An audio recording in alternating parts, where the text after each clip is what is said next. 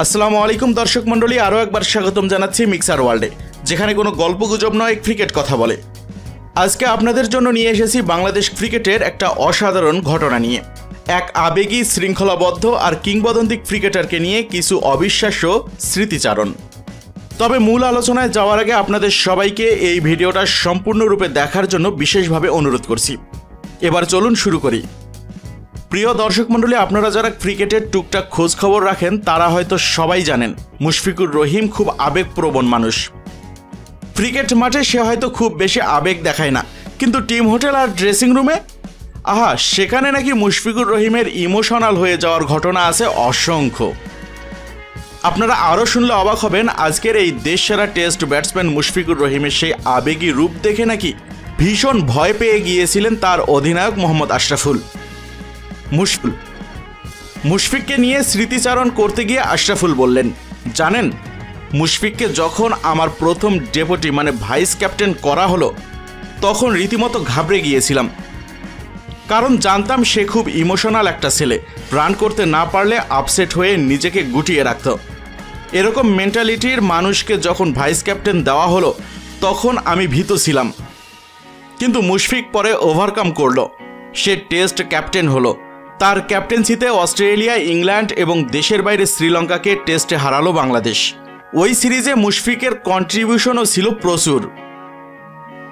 দর্শক মণ্ডলী, দেখলেন তো, যাকে আবেগী ভেবে ভয় পেয়েছিলেন আশরাফুল, সেই মুশফিকেই পরে বদলে গেলেন সম্পূর্ণরূপে। আশরাফুল আবারও বলেছেন, শুরুর দিকে যে মুশফিক ছিল অধিনায়ক হয়েই সেই মুশফিক পাল্টে গেল। সে পরিবেশ পরিস্থিতির সাথে অ্যাডজাস্ট করেছে, আর তার ডিসিপ্লিন ছিল দুর্দান্ত। আমার 20 বছরের বেশি ক্যারিয়ারে এরকম ক্রিকেটার আমি দেখিনি। প্রতি রাতে 10টায় ঘুমিয়ে যাওয়া আর ফজরের নামাজের সময় উঠে নামাজ পড়ে প্র্যাকটিসে চলে যাওয়া। আমার মনে হয় না যে তার একদিনও ফজরের নামাজ মিস হয়েছে। আমাদের দেশের ক্রিকেটের রোল মডেল আসলে মুশফিকের হওয়া উচিত। তিনি সবার আদর্শ হতে পারেন, সবাই অনুসরণ করতে পারে মুশফিককে। এখন প্রশ্ন, মুশফিককে কিভাবে মূল্যায়ন করেন মোহাম্মদ আশরাফুল? মুশফিক কি সবার সেরা ব্যাটসম্যান? এই প্রশ্নে আশরাফুল বলেন, নিঃসন্দেহে আমাদের অন্যতম সেরা ব্যাটসম্যান মুশফিক, তবে আমার মনে হয় এই জায়গায় সবার উপরে তামিম। বাংলাদেশের ইতিহাসের সেরা ব্যাটসম্যান আমার চোখে তামিম। সব বাঘা বাঘা বলারদের বল ফেস করেছে। আন্তর্জাতিক ক্রিকেটে প্রায় 15,000 রান করার পথে অনেক বড় বড় ফাস্ট বোলারকে ফেস করে তাদের যথেষ্ট আস্থা, আত্মবিশ্বাস নিয়ে খেলেছে তামিম। তাই আমার চোখে তামিম হলো 1 নম্বর ব্যাটসম্যান। তাহলে মুশফিক কোথায়? আশরাফুলের জবাব, আমার চোখে মুশফিক হলো রোল মডেল। শৃঙ্খলা, খাদ্যাভ্যাস থেকে শুরু করে সব মিলিয়ে মুশফিক ব্যতিক্রম। আমার সাথে টেস্ট আর ওয়ানডেতে তার অনেকগুলো ভালো ও বড় পার্টনারশিপ আছে, সেগুলোতে কিছু অজানা গল্পও আছে। তারপর তিনি স্মরণ করলেন 2007 সালের বিশ্বকাপের সেই ম্যাচের কথা। দক্ষিণ আফ্রিকার বিপক্ষে 87 রানে ম্যাচ জেতানো ইনিংস, সেখানে তিনি রান আউট হতে যাচ্ছিলেন, আর তখন আশরাফুল বলেন, সিঙ্গেল নিতে গিয়ে আমি প্রান্ত বদলে ওর প্রান্তে চলে এসে দেখি মুশফিক জায়গায় ঠায় দাঁড়িয়ে।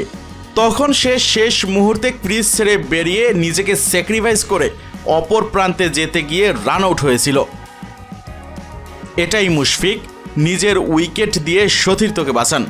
শেষে আশরাফুল বলেন, টেস্টে অনেকগুলো বড় বড় পার্টনারশিপ আছে মুশফিকের সাথে, কিন্তু তেমন কোনো কথা বলেনি। শ্রীলঙ্কার মাটিতে 2013 সালে আমি যখন 190-এ আউট হয়ে গেলাম তখনও অপর প্রান্ত থেকে একটি শব্দও করেনি, তবে আফসোসে পুড়ে ছিল শুধু। প্রিয় দর্শক মণ্ডলী, ক্রিকেটের মাঠে আমরা যাকে দেখি শুধু ব্যাট হাতে, সেই মুশফিকের পিছনে আছে এমন অসাধারণ আবেগ, শৃঙ্খলা, ত্যাগ আর দায়িত্ববোধের গল্প। কমেন্টে জানাতে ভুলবেন না, আপনার চোখে মুশফিক কি বাংলাদেশের সেরা রোল মডেল? আর ভিডিওটা ভালো লাগলে একটা লাইক দিন, বন্ধুদের সাথে শেয়ার করে দিন, আর দয়া করে অবশ্যই সাবস্ক্রাইব করুন মিক্সার ওয়ার্ল্ডে, কারণ এখানেই আপনি পাচ্ছেন বাংলাদেশ ক্রিকেটের সবচাইতে বিশ্লেষণধর্মী আপডেটগুলো। আজ এ পর্যন্তই, দেখা হবে পরের কোনো ভিডিওতে। ততক্ষণ পর্যন্ত সবাই ভালো থাকুন, সুস্থ থাকুন, এই কামনাই করি। ধন্যবাদ সবাইকে।